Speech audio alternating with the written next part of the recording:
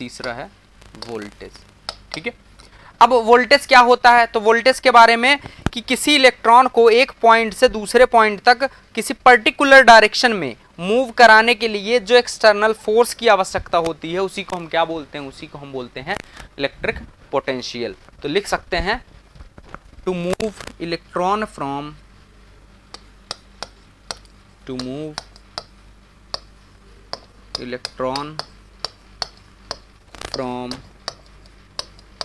one point to another point, move electron from one point to another point in a particular direction. It requires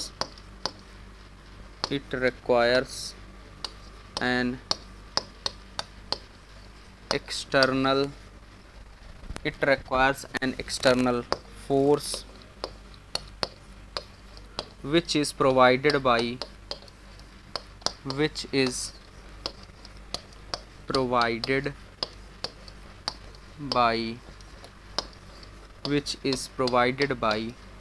electromotive force. ठीक है, जो कि electromotive force के द्वारा provide किया जाता है। इसका मतलब ये जो पोटेंशियल अभी तुम पढ़े ये क्या है, ये एक तरह का फोर्स है जिसको हम क्या बोलते हैं, इलेक्ट्रोमोटिव फोर्स, जिसको शॉर्ट फॉर्म में और क्या बोलते हैं, जिसको शॉर्ट फॉर्म में ईएमएफ भी बोलते हैं। तो इसलिए पोटेंशियल हो, ईएमएफ हो या फिर वोल्टेज हो, उससे हमें क्या समझना है, तीनों टर्म सेम है। वोल्टेज को हम और क्या बोल सकते हैं, तो यहाँ पे हमने सीखा कि वोल्टेज को हम ईएमएफ बोल सकते हैं या फिर क्या बोल सकते हैं, या फिर हम इसको पोटेंशियल भी बोल सकते हैं। मतलब हम इसको किससे दिखाएंगे, इसको डेनोट करना है तो it is denoted by way V. तो हम क्या लिखेंगे, voltage potential oblique EMF is denoted by V and its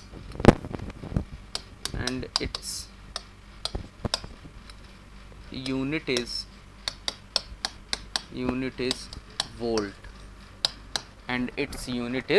volt। ठीक है, इसका यूनिट क्या होता है, यूनिट ध्यान रखना है, वोल्ट होता है। ठीक है, अब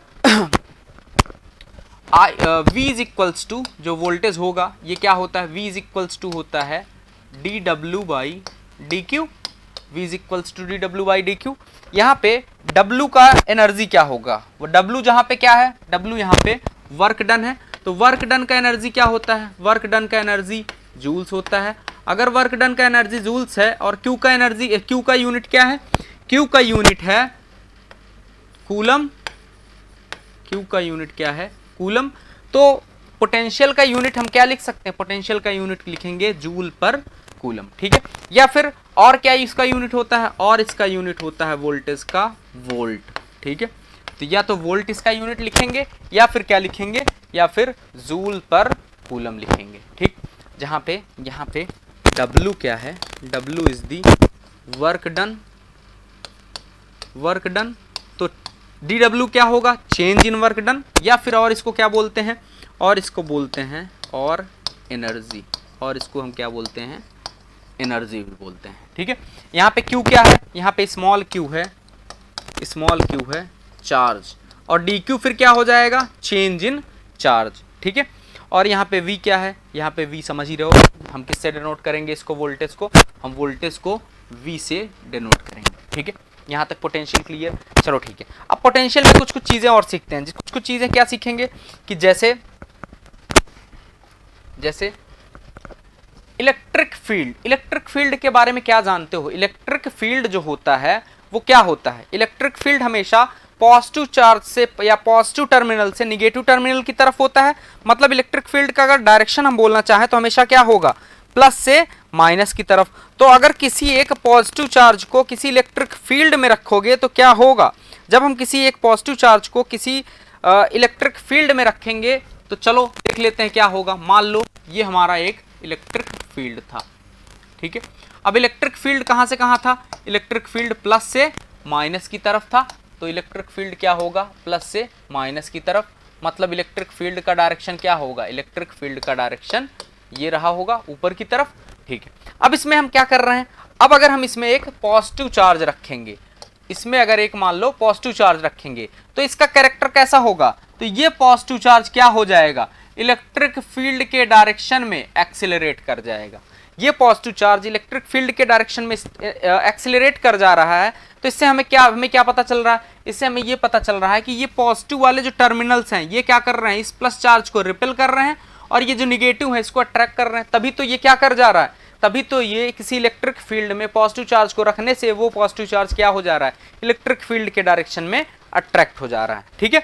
तो हम यहाँ पे जान गए कि जो ये पॉजिटिव चार्ज अपने आप एक्सीलरेट हो रहा है, इसका मतलब क्या कर रहा है, ये एनर्जी गेन कर रहा है।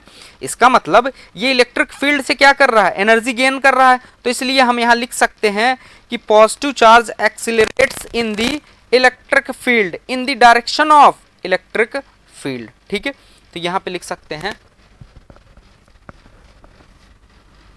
एनी, यहाँ पे हम एक पॉइंट लिख सकते हैं, any positive charge placed in electric field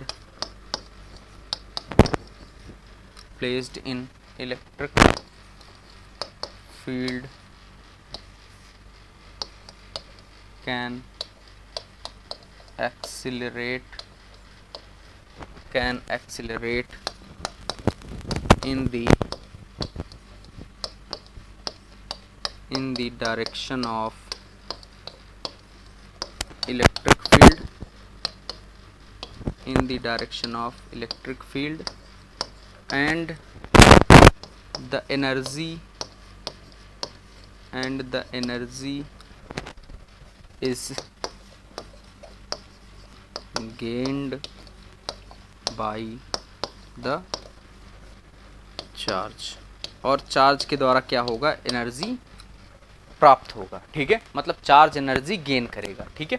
अच्छा, अब ये एनर्जी कितना होगा, तो एनर्जी इज इक्वल्स टू क्या होगा, अभी हम पढ़े V इज इक्वल्स टू क्या होगा, V is equals to dW by dQ होगा। V is equals to dW by dQ है, तो यहाँ पे W क्या था, वर्क डन, या फिर क्या था, एनर्जी। तो यहाँ से W इज इक्वल्स टू हम क्या लिख सकते हैं, यहाँ से W is equals to Q into delta V लिख सकते हैं। अब W is equals to Q into delta V, तो यहाँ पे हम ये लिख सकते हैं कि अगर ये पॉजिटिव चार्ज किसी एक पॉइंट से, अगर ये पॉजिटिव चार्ज 1 पॉइंट से 2 पॉइंट की तरफ जा रहा है, 1 पॉइंट से 2 पॉइंट की तरफ, मतलब हुआ कि V1 से V2 की तरफ जा रहा है, तो हम क्या लिख सकते हैं, एनर्जी गेन्ड बाई ये जो प्लस चार्ज है इसका चार्ज मान लेते हैं Q है, तो इसके द्वारा गेन्ड एनर्जी क्या होगा, W is equals to Q into delta V, जहाँ पे डेल्टा V क्या होगा, डेल्टा V होगा V2 माइनस V1, मतलब higher potential to lower potential, ठीक है, V2 माइनस V1। तो यहाँ पे W इज इक्वल्स टू क्या लिख सकते हैं, V2 माइनस V1, जो कि क्या होगा, इसी को हम क्या बोलेंगे, एनर्जी, ठीक है, इसी को हम क्या बोलेंगे, एनर्जी। अब हम इस पे एक क्वेश्चन कर सकते हैं कि जैसे यहाँ पे एक हायर पोटेंशियल हमारे पास और एक क्या है, लोअर पोटेंशियल है, ठीक है। जैसे यहाँ पे एक हायर पोटेंशियल, एक लोअर पोटेंशियल, तो यहाँ पे क्या होगा, W is equals to Q into delta V, जहाँ पे डेल्टा V क्या है, V1 माइनस V2, ठीक है, क्योंकि V1 क्या है, हायर पोटेंशियल है, तो हम यहाँ लिख सकते हैं V1 माइनस V2, ठीक है, ये हायर है, ये लोअर है। चलो ठीक है, अब आगे बढ़ते हैं। एक क्वेश्चन हमारे पास मान लो, जैसे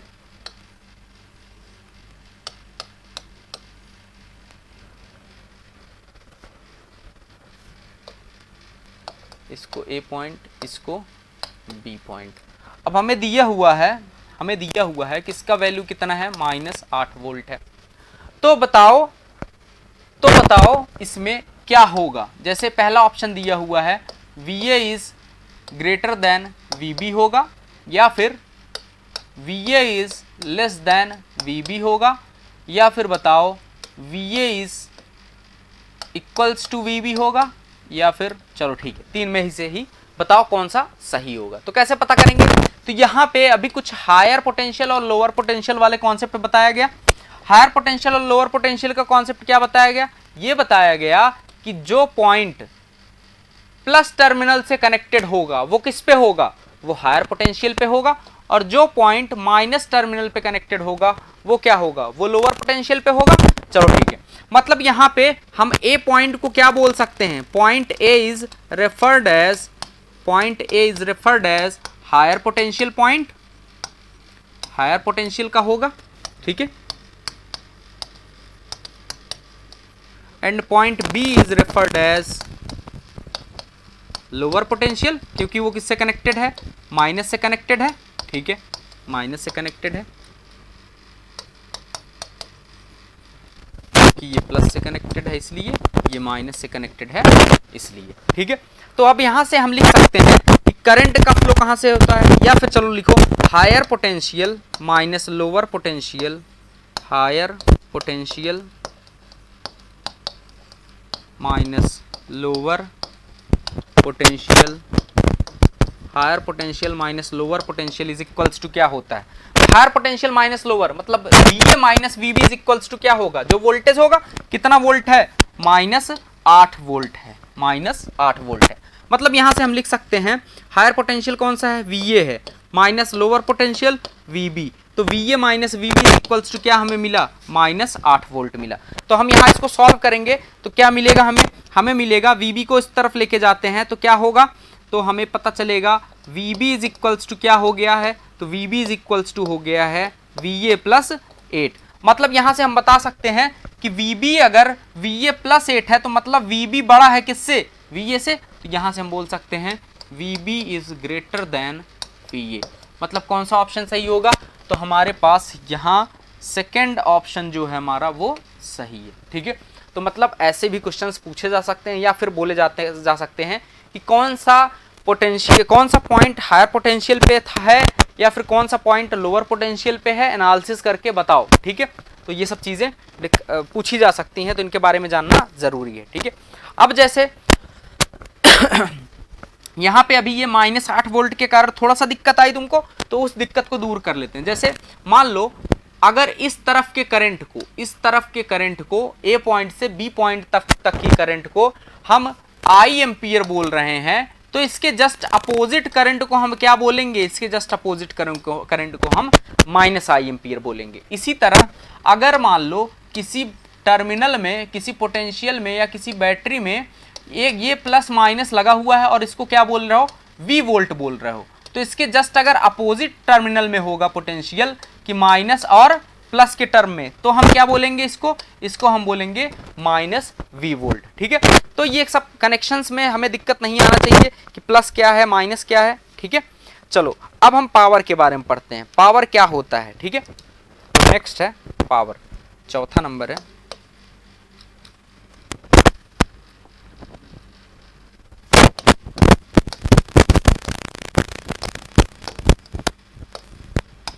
पावर, ठीक।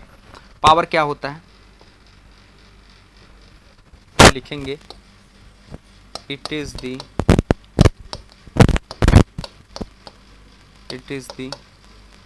time rate of change of energy in the element which can be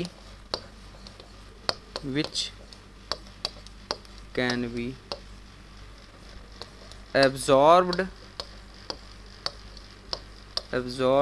or delivered power,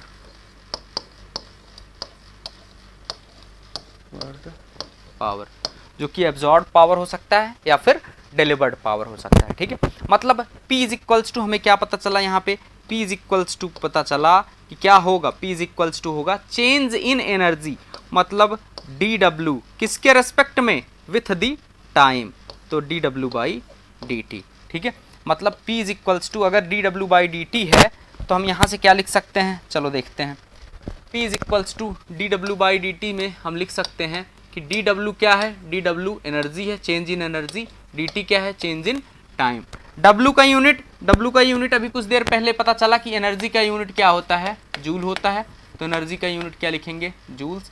time का यूनिट सेकंड होता है, तो यहाँ से पावर का यूनिट क्या आ गया, जूल पर सेकंड, पावर का यूनिट जूल पर सेकंड। और हमारे इलेक्ट्रिकल में पावर का यूनिट क्या होता है, इलेक्ट्रिकल में पावर का यूनिट होता है वॉट, ठीक है। तो इलेक्ट्रिकल में पावर का यूनिट क्या लिखेंगे, वॉट लिखेंगे। अब यहाँ पे कुछ चीजें और कर सकते हैं कि जैसे P is equals to dw/dt है, तो यहाँ पे हम लिख सकते हैं P is equals to dw/dt into, अगर इस इक्वेशन में dq से डिवाइड कर देंगे और dq से मल्टीप्लाई कर देंगे तो क्या इक्वेशन के वैल्यू पे कोई असर पड़ेगा, बिल्कुल नहीं, इक्वेशन के वैल्यू पे कोई असर नहीं पड़ेगा। तो यहाँ पे थोड़ा सा अरेंजमेंट करेंगे, अरेंजमेंट करने का मतलब कि dw/dq कर देंगे इसको, और इस dt को इस तरफ लेके जाएंगे तो इसको dq/dt लिख सकते हैं। अब यहाँ पे पता चला कि dw/dq क्या है, यहाँ पे dw/dq वोल्टेज होता है, ठीक है, और dq/dt क्या होता है, करंट होता है। तो यहाँ से हम लिख सकते हैं कि P इज इक्वल्स टू क्या हो जाएगा, P is equals to V into I. अगर P is equals to V into I है तो अब एक यूनिट और क्या हमें पता चल गया, अब इसका तीसरा यूनिट पता चला, क्या होगा, वोल्ट एम्पियर। तीसरा यूनिट क्या पता चला, वोल्ट एम्पियर, ठीक है। तो वॉट भी होगा, वोल्ट एम्पियर भी होगा, और क्या होगा, जूल सेकंड भी होगा, ठीक है। यहाँ तक क्लियर है, चलो ठीक है। अब पावर के बाद थोड़ा सा कि डिलीवर्ड पावर और एब्जॉर्ब पावर क्या होता है उसके बारे में डिस्कस करते हैं। अब डिलीवर्ड पावर का मतलब हुआ कि ये सोर्स का काम होगा, किसको क्या कर रहा है, वो किसी को पावर दे रहा है, इसका मतलब क्या, वो सोर्स की तरह एक्ट कर रहा है। और एब्जॉर्ब पावर का मतलब क्या हुआ कि वो सिंक की तरह काम कर रहा होगा या फिर लोड की तरह काम कर रहा होगा, जो कि क्या कर रहा है, जो कि पावर को कंज्यूम कर रहा है, पावर को ले रहा है, ठीक है। तो उसके बारे में लिखते हैं। तो चलो डिलीवर्ड पावर एब्जॉर्ब पावर में अंतर समझना है तो कैसे समझेंगे। अब मान लो हमारे पास एक एलिमेंट था, ठीक है, उस एलिमेंट में अभी क्या है, ये प्लस टर्मिनल है, ये माइनस टर्मिनल है, मतलब वोल्टेज कुछ इस तरह अप्लाई किए हैं, और इसमें करंट क्या हो रहा है, इसमें करंट किस डायरेक्शन में एंटर कर रहा है, इसमें करंट इस डायरेक्शन में एंटर कर रहा है। मान लेते हैं करंट का डायरेक्शन ये है, ठीक है। तो हम यहाँ पे अगर पावर लिखना चाहें तो यहाँ पे P इज इक्वल्स टू लिखेंगे, करंट भी पॉजिटिव है और क्या है, वोल्टेज भी पॉजिटिव मान के चल रहे हैं, मतलब P is equals to V into I. अगर P is equals to V into I है तो यहाँ पे प्लस साइन है, तो हम इसको क्या बोलेंगे, इसको बोलेंगे एब्जॉर्ब पावर, ठीक है। अच्छा, अब अगर मान लो एक दूसरा एलिमेंट है हमारे पास, दूसरा एलिमेंट है जिसमें वोल्टेज को हम रिवर्स कर दिए और करंट का डायरेक्शन क्या रहा, सेम रहा। वोल्टेज को रिवर्स कर दिए मतलब ये माइनस, ये क्या हो गया प्लस, तो ये वोल्टेज इधर। अब अगर करंट का डायरेक्शन इसमें लिखना चाहें तो इसमें करंट का डायरेक्शन क्या है, इस तरफ है, मतलब करंट पहले प्लस से एंटर कर रहा था, अब करंट किससे एंटर कर रहा है, माइनस से। तो बोल दो करंट के डायरेक्शन को रिवर्स कर दिए हैं, ठीक है, करंट के डायरेक्शन को तुम रिवर्स कर दियो, मतलब P इज इक्वल्स टू क्या लिखोगे, अब पहले करंट को अगर पॉजिटिव लिखे थे तो अब डायरेक्शन उल्टा होने के बाद करंट को क्या लिखोगे, करंट को नेगेटिव लिखेंगे, मतलब P is equals to minus V into I, क्योंकि वोल्टेज का डायरेक्शन क्या रहा होगा, सेम रहा होगा। चलो ठीक है, P is equals to minus V I है तो हम इसको माइनस साइन के साथ क्या बोलेंगे, इसको बोलेंगे डिलीवर्ड पावर, इसको हम बोलेंगे डिलीवर्ड पावर। तो आज से हम जहां पे भी प्लस पावर देख रहे हैं, पावर अगर हमारा पॉजिटिव आ रहा है तो हम उसको क्या बोलेंगे, हम उसको हमेशा बोलेंगे एब्जॉर्ब्ड पावर, डिसिपेटेड पावर या फिर रिसीव्ड पावर, या और जहां पे निगेटिव पावर देखेंगे हम उसको क्या बोलेंगे, हमेशा हम उसको हमेशा बोलेंगे डिलीवर्ड पावर, ठीक है। तो इसको हम डिलीवर्ड, इसको एब्जॉर्ब, या फिर और क्या नाम बोला गया, और बोला गया डिसिपेटेड पावर, डिसिपेटेड, या फिर कंज्यूम्ड पावर, या फिर रिसीव्ड पावर, ठीक है, कोई भी टर्म यूज किया जा सकता है, कोई भी टर्म। अब हम समझते हैं कि सोर्स क्या है और सिंक क्या है। जैसे जो पावर एब्जॉर्ब करते हैं उनको हम क्या बोलते हैं, जो पावर एब्जॉर्ब करते हैं उनको हम सोर्स या फिर उनको हम सिंक या फिर लोड बोलते हैं। मतलब अगर मान लो हमारे पास कोई एक एलिमेंट है, कैटेगराइज कैसे करेंगे, मान लो हमारे पास कोई एक एलिमेंट है जिसमें करंट अगर प्लस टर्मिनल से एंटर कर रहा है, करंट अगर प्लस टर्मिनल से एंटर कर रहा है तो हम उसको क्या बोलेंगे, हम उसको बोलेंगे कि वो एक क्या है हमारा, वो एक सिंक है, या फिर क्या है, वो एक लोड की तरह काम कर रहा है। तो मतलब वो क्या करेगा, पावर को एब्जॉर्ब करेगा। लेकिन अगर मान लो किसी भी एलिमेंट में कोई एक एलिमेंट है हमारे पास, उसमें अगर इसका एक प्लस टर्मिनल है और एक माइनस टर्मिनल है, जैसा कि ये प्लस टर्मिनल है, ये माइनस टर्मिनल है, और करंट अगर प्लस टर्मिनल से बाहर की तरफ निकल रहा है, करंट अगर प्लस टर्मिनल से बाहर की तरफ निकल रहा है, तो हम उसको क्या बोलेंगे, हम उसको हमेशा बोलेंगे सोर्स, कि ये किसकी तरह काम कर रहा है, सोर्स की तरह। ठीक है, तो मतलब ये क्या करेगा, पावर को डिलीवर करेगा। तो सोर्स और सिंक में फर्क समझ में आया। तो यहां पे हम लिख सकते हैं, एक पॉइंट लिखेंगे यहां पे,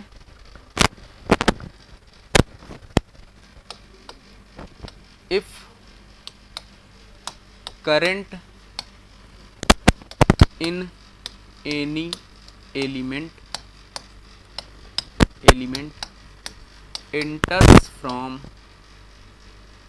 enters from positive terminal, then that element acts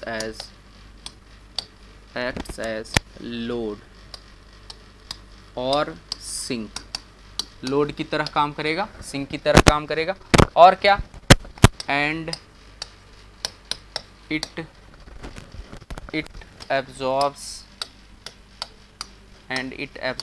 the power, और ये हमेशा क्या करेगा, पावर एब्जॉर्ब करेगा। जैसे एग्जांपल इसके क्या क्या हैं, इसके एग्जांपल हैं रेजिस्टेंस, इंडक्टेंस, कैपेसिटेंस, और जितने भी लोड वाले एलिमेंट्स हैं हमारे पास। ठीक है, और दूसरा पॉइंट हम लिखेंगे, if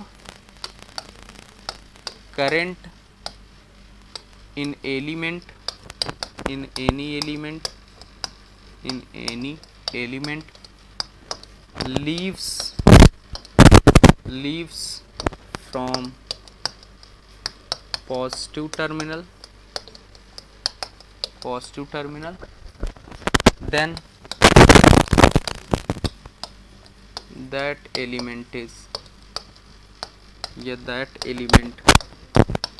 acts as source and it delivers the power, और ये हमेशा क्या करेगा, पावर को डिलीवर करेगा। जैसे इसके एग्जांपल क्या क्या हैं, इसके एग्जांपल हैं वोल्टेज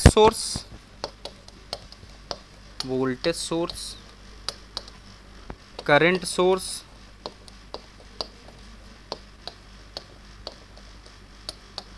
ऑपरेशनल एम्पलीफायर, ऐसे ही इसके कई सोर्स हैं। ठीक है, मतलब कई टाइप, कई एग्जांपल्स हैं। ठीक ना, तो ये पॉइंट्स हमें उसमें लिखना है पावर में, अगर पावर वाला टॉपिक आता है तो। ठीक है, चलो अब हम देखते हैं कि एनर्जी क्या है। तो एनर्जी पहले समझते हैं कि एनर्जी क्या होती है। तो एनर्जी किसी भी एलिमेंट का एनर्जी वो होता है कि जो उसका कैपेसिटी होता है या उसका काम करने का क्षमता होता है। ठीक है, तो लिखते हैं energy,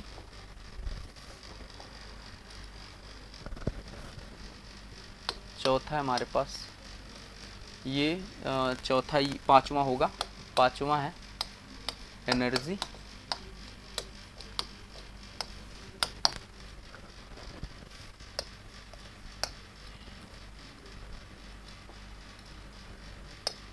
It is the capacity or ability of element to do the work, ठीक है, टू डू द वर्क, काम करने की क्षमता को ही क्या बोलते हैं, ऊर्जा बोलते हैं, मतलब एनर्जी बोलते हैं। ठीक ना, अच्छा, अब ये एनर्जी जो होगा इसको हम कैसे लिखेंगे, इसको हम डिनोट करते हैं, डिनोटेड बाई ई और W, and its unit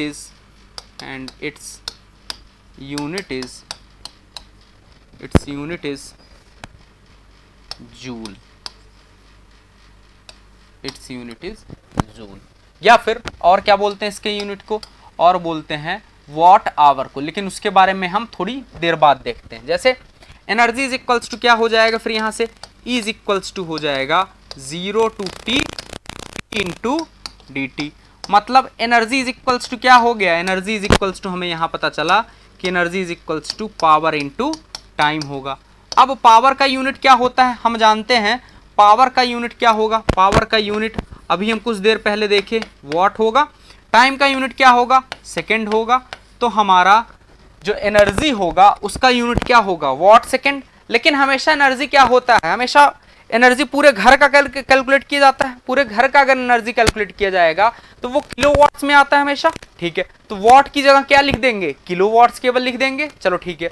energy पर सेकंड नहीं निकालते हमेशा, हमेशा एनर्जी सेकंड के ड्यूरेशन का नहीं, किसी एक लंबे ड्यूरेशन के लिए निकालते हैं। मतलब कि पर डे का एनर्जी बताओ, या फिर पर आवर का एनर्जी बताओ, ठीक है, या पर ईयर का एनर्जी बताओ। तो वैसे ही बेसिक जो क्वांटिटी माना गया है, तो एनर्जी का जो बेसिक यूनिट होगा वो बेसिक यूनिट क्या होगा, किलोवाट आवर।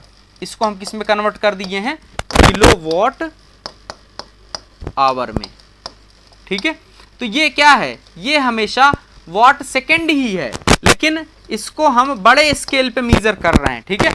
पावर को किलो में कर दिए हैं और टाइम को क्या कर दिए हैं, टाइम का ड्यूरेशन बढ़ा दिए, मतलब 1 घंटे के लिए अब कैलकुलेट कर रहे हैं। तो किलो वॉट आवर्स, ठीक है, जिसको हम लिखते हैं KWH, किलोवाट आवर्स, ठीक है।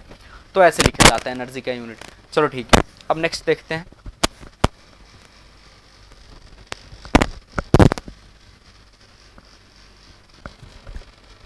तो law of conservation of energy क्या होता है उसके बारे में देखते हैं अब, कि लॉ ऑफ, जैसे law of conservation of charge देखे थे, वैसे ही same law of conservation of energy है।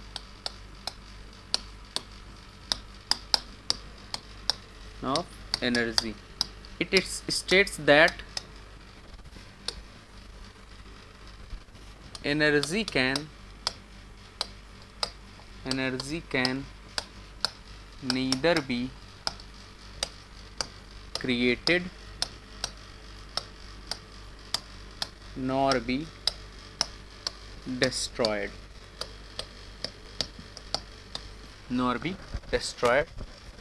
it can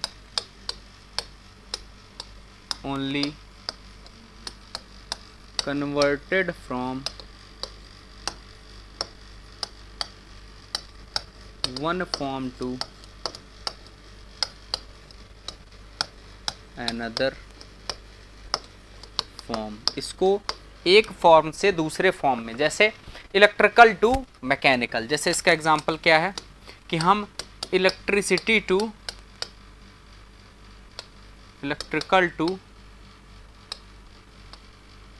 mechanical energy change करते हैं, और मैकेनिकल टू इलेक्ट्रिकल भी करते हैं। फिर इलेक्ट्रिकल टू और क्या करते हो, मैग्नेटिक एनर्जी भी चेंज करते हो ना, और वैसे ही मैग्नेटिक टू और क्या होगा, इलेक्ट्रिकल भी होगा। तो ये सब, इसका कहने का मतलब है कि अगर एनर्जी बना नहीं सकते हो या बिगाड़ नहीं सकते हो, एक फॉर्म से दूसरे फॉर्म में केवल कन्वर्ट कर सकते हो, मतलब टोटल डिलीवर्ड पावर और एब्जॉर्ब पावर हमेशा क्या होगा, बराबर होगा। तो मतलब इसमें टोटल समेशन ऑफ पावर क्या होगा, 0 होगा। अगर टोटल समेशन ऑफ पावर किसी भी इन एनी सर्किट, किसी भी सर्किट में 0 है, तो इसका मतलब क्या हुआ, अगर किसी भी सर्किट में पावर 0 है टोटल, मतलब total delivered power is equals to, is always equals to total absorb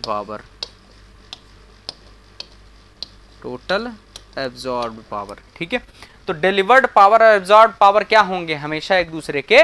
If you really like the video, hit the like button, share the video, comment on our video and subscribe to our YouTube channel and press the bell icon for the latest updates. Thank you.